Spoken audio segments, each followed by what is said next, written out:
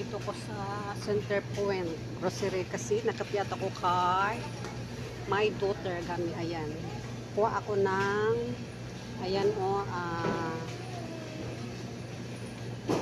ito o katong Pascual na yogurt. Ito lang kasi mas mura. Ayan. Kuha ako ng 5 lang. Diri dilan. Diri. Asa makadapit? Ayan. Pa ako na 6 pala.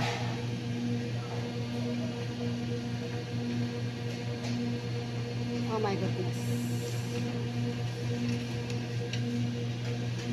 Yogurt. Ayan. Kasi lalim yung mga mga importante ko na mga ako ng cheese. Tapos ako ng isang Yakult lang. Nasa bibi. Okay. 2 Yakult.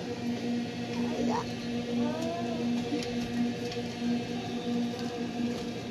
2 Yakult. Ayan. Sandali na.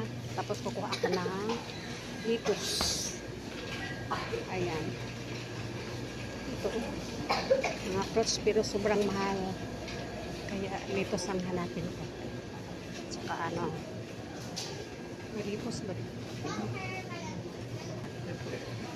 Hanap ako ng lettuce. Parang wala silang lettuce.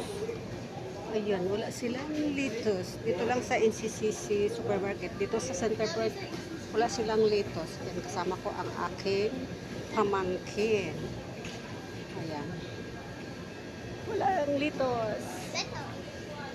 Pa pala ako ng cooking oil na coconut cooking oil. Asa na yung coconut cooking oil? Ito coconut 1 kilo. Coconut cooking oil.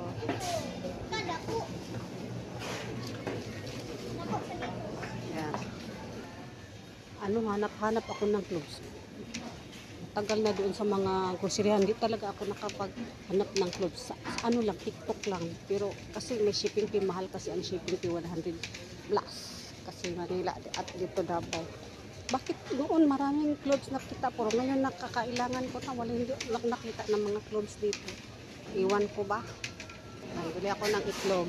Ilagay lang sa plastic kasi yung ganyan mas mahal. Mahal na nakaganyan naka-box. Kaya ito na lang. Ilagay ko sa plastic. Ng plastic. Okay ko din.